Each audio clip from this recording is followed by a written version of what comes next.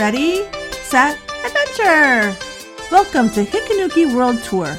Join us as we spend a leisurely day at sea.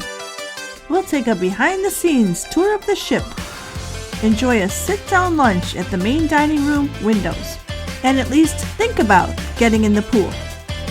We're looking forward to dinner at Cagney's Steakhouse, and we'll grab a drink before the 70s disco party.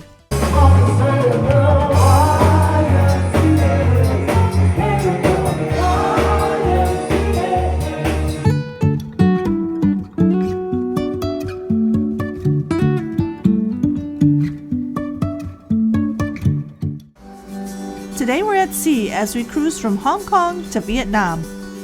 It's still rainy and overcast, but we're hopeful it might clear up today. Looks like there were no chair hogs this morning as there are plenty of chairs available.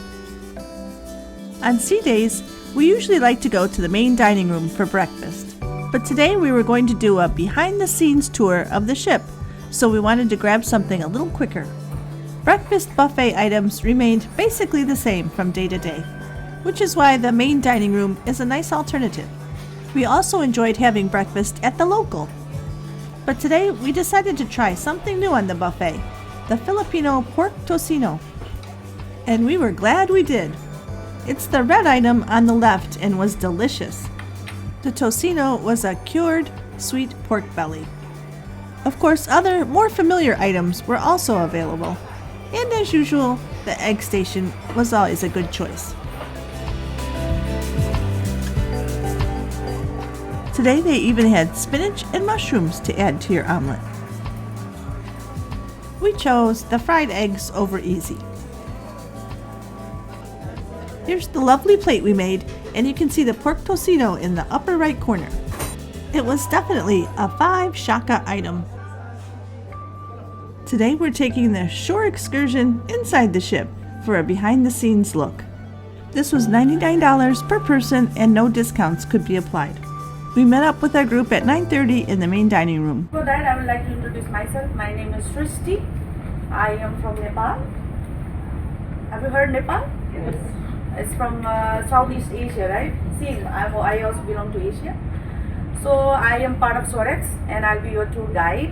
Today we're gonna go to the 5 different places: galley, theater, provision, laundry, ECR, and the breeze.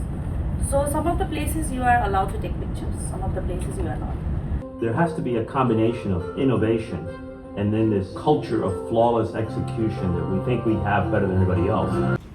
The first stop on our tour was the Stardust Theater. During the tour, the guides were often hard to understand or hard to hear because there was a lot of background noise.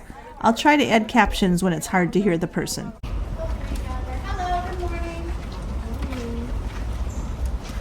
Welcome.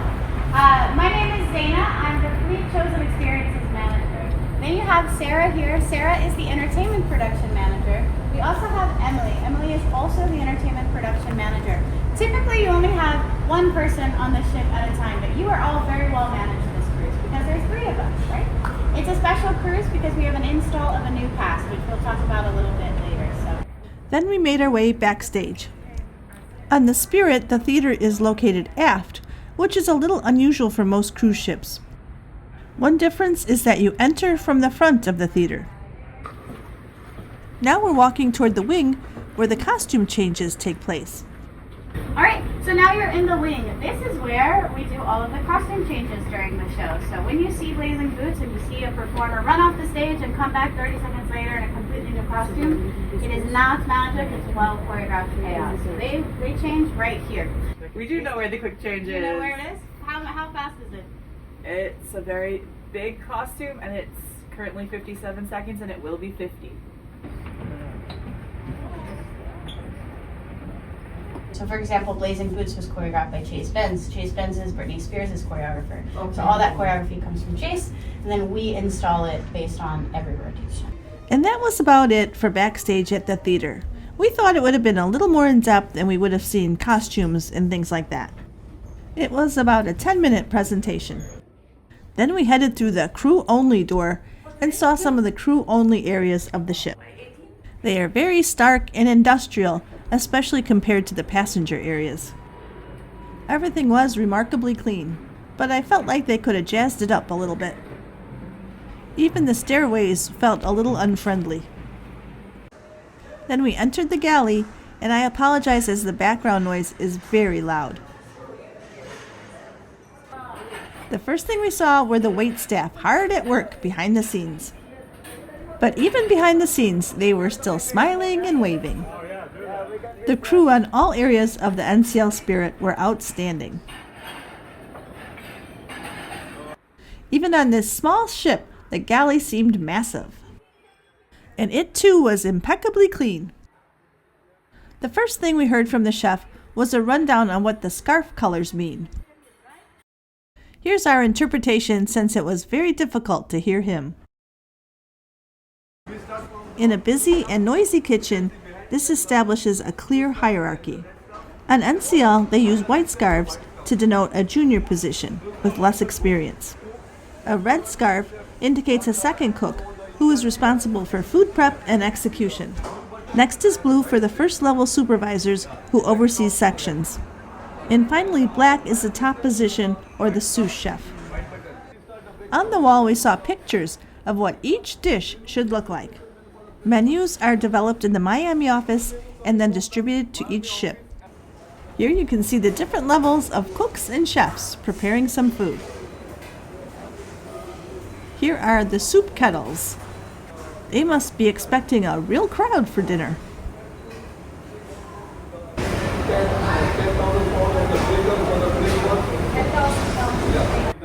The chef explained how food is sourced. They receive seafood, chicken, and beef every 12 days from Miami. At least I think that's what he said. Here's a good look at the pictures on the wall of the different menu items. Menus are set for 2 years at a time. And again, that always comes from the Miami headquarters. I guess that's why if you go on multiple NCL cruises, you might start to have food deja vu. But don't worry, if you're going on a multi-day cruise, they do have menus set for 21 days total. So on a 21-day cruise, you would see different offerings every night. And here's our every tour ends in the gift shop moment, as we were able to put on a chef's hat, hold the whisk, and get our picture taken. Actually, the pictures were given to us at the end of the tour for no charge. Or I should say, as part of our $99 per person fee. This is the handout they gave us of the executive chef's weekly shopping list. It's a little hard to read, just like it was a little hard to hear the chef. Watch the way he expertly peels this red pepper. I guess he's gotten a lot of practice. In case you run out of money in the casino, you can always do dishes. That's probably the largest head of cabbage I've ever seen.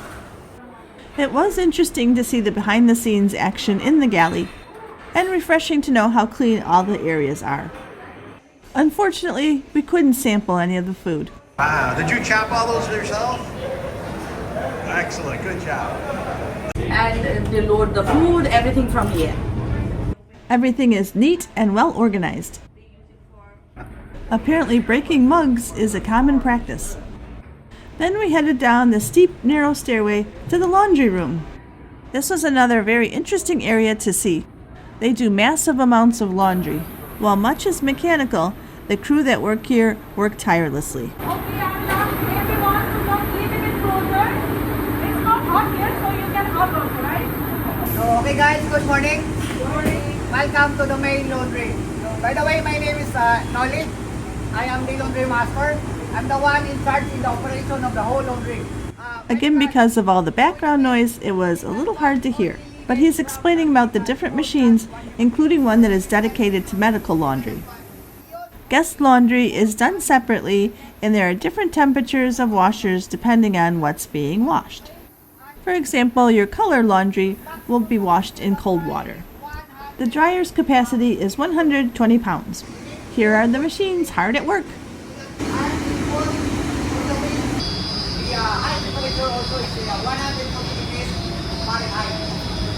There were 9 washing machines and 7 dryers. I would have liked to have known how many loads they do per day. Maybe he told us and I just didn't hear. Here's the laundry scale. Here's a giant machine that dries and folds the sheets. While the machinery certainly helps with the process, there is still a lot of manual labor involved. These are definitely unsung heroes of the cruise industry.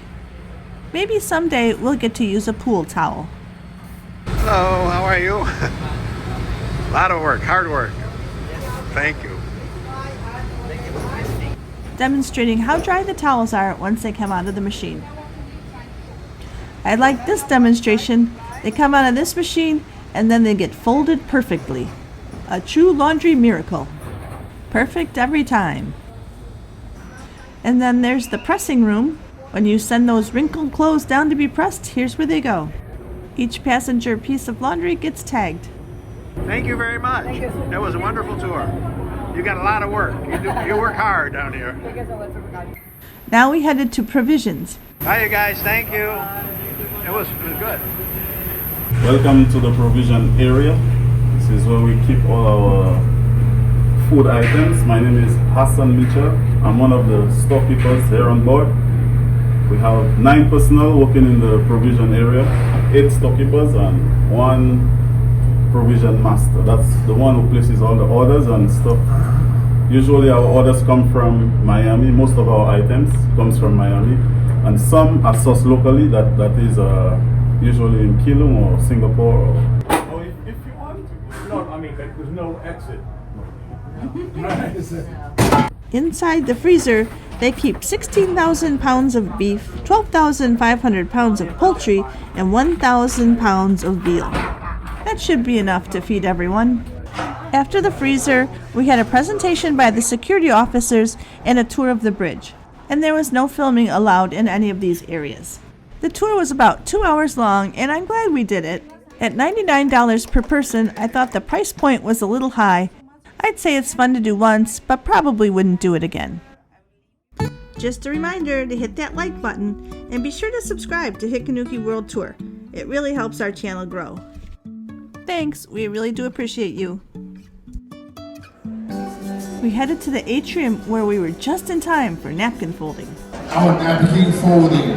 So how the napkin folding is going to work? We're going to have a few different, let's say, images. So the first one that we're going to do is the candle. So as you can see right there, the step-by-step challenge. But if you have any questions, just let me know. On a chilly, rainy sea day, napkin folding was the place to be. Your friends and family are sure to be impressed.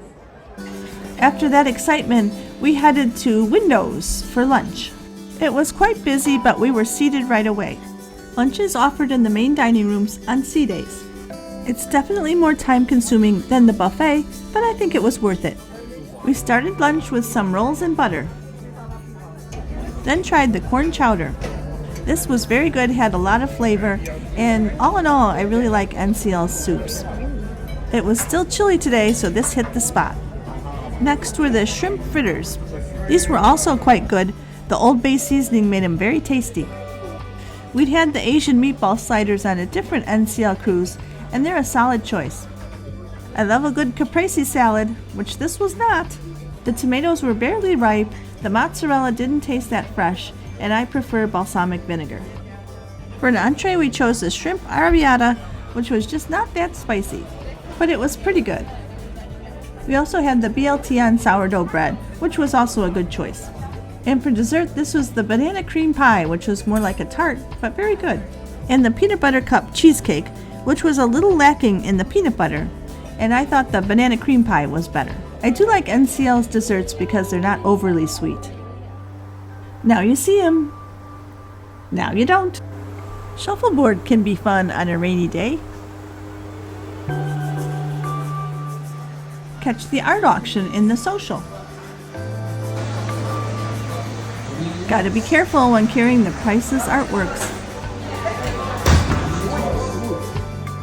In the atrium, they were playing a game of Deal or No Deal. One person is chosen as the contestant, and then other people who bought cards can play along. In my experience, the contestant is really the only person who wins much money, and even that's not a guarantee.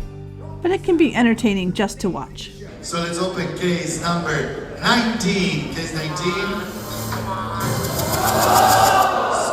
The game works the same way as it did on TV. You pick cases and try to eliminate the lowest dollar values. No deal? No deal! $25 question. Do you want to keep or do you want to swap? You want to keep it? Yes. Then let's open first case number 15. Case 15. Good luck to you. No! You just won 50 cents. Up on the pool deck, there were a few people who were out and about. Live music and the Miss Biceps contest had been canceled due to the bad weather. Upstairs above the pool deck is the beer garden, and there were a few people there. This is where the smoking area is located. We headed inside to the Spinnaker Lounge. In addition to the atrium, this was another spot that people like to gather, socialize, or just relax. It's also where the cruise director offered daily dance lessons. Today was the merengue. These folks were getting a little practice in before the lesson started.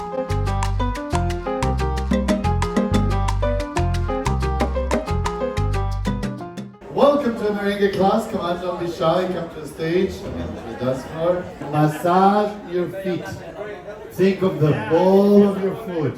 The ball of your foot. And 1, 2, 3, 4, 5, 6, 7, 8. Good? 5, 6, 7, 8. 1, 2, 3, 4, 5, 6, 7, 8. 1, 2, 3, 4, 5, 6, 7, 8. 1, 2, 3, 4, 5, 6, 7, 8. 1, 2, 3, 4, 5, 6, 7, 8.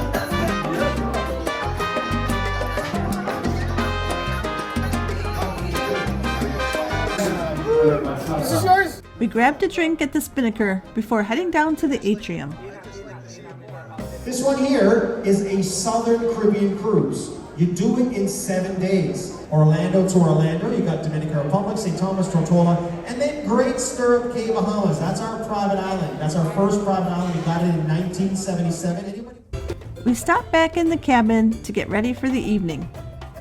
First stop, as usual, was Magnum's Wine and Champagne Bar. It was time for an espresso martini.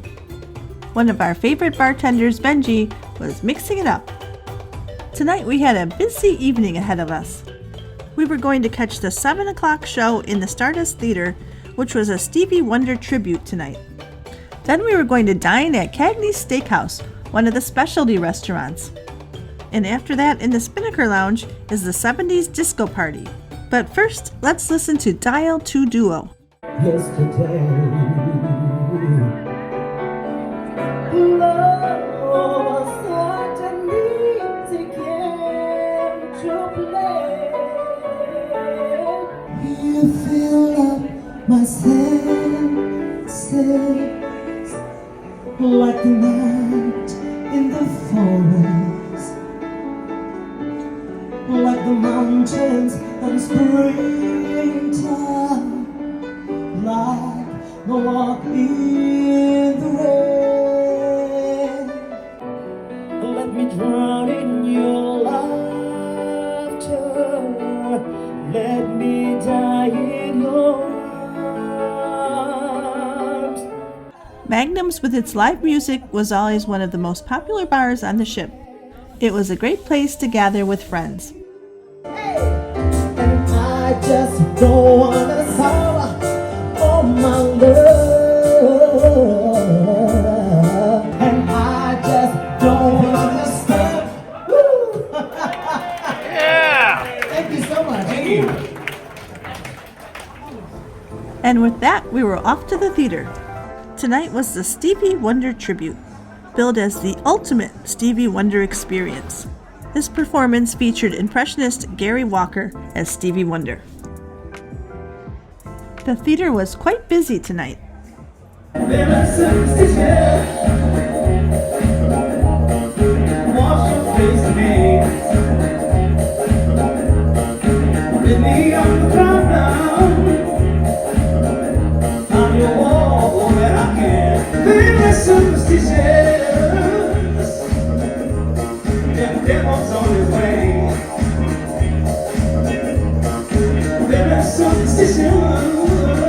Woman,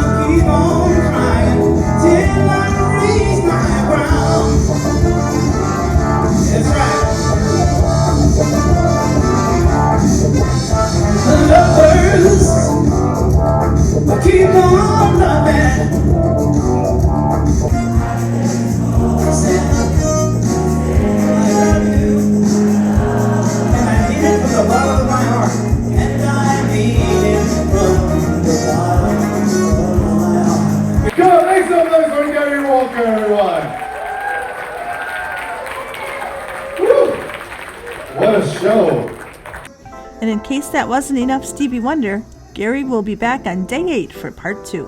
On our way to dinner, we stopped in at the coin pusher machine, always strangely popular on cruises. And then it was time for dinner at Cagney's Steakhouse. We had 2 specialty dinners included in our More at Sea package, so we would be enjoying this for just the gratuity. As you would expect, Cagney's features steaks and other steakhouse type items, and they have a couple of seafood options. Of course, we had to start the meal with a glass of red wine. Service at Cagney's was outstanding. This was definitely our best meal on the Spirit. We started with a baguette, but don't fill up on bread. We were able to pick 3 appetizers each, but we did show a little restraint and only chose 3 total. The crab cake starter was an excellent start to the meal, and we gave it 4 shakas. The iceberg wedge salad could have been a meal in itself and was really one of the best I've ever had. The lobster bisque was good and rich, although it was just a tad bit salty. Each of the appetizers were quite memorable. For sides, we chose the creamed spinach, sautéed mushrooms, and baked russet potato. They were nothing outstanding, and I thought the spinach was a little thin.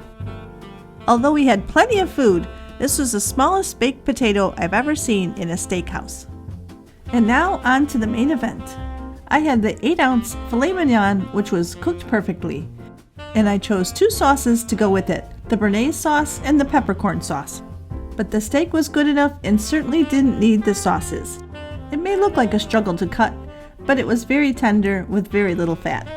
My husband had the 16-ounce roasted prime rib. This was a beautiful, thick-cut prime rib and was just as good as it looked. Both were some of the best steaks we've ever had on a cruise. And although we didn't save room for dessert, we got it anyway. The better choice was the OMG caramel butterscotch cheesecake. It was served with vanilla custard and was a decadent delight. I would have enjoyed it more if I hadn't eaten so much. The raspberry creme brulee, on the other hand, was a bit of a miss. I thought the raspberry flavor had an artificial taste to it.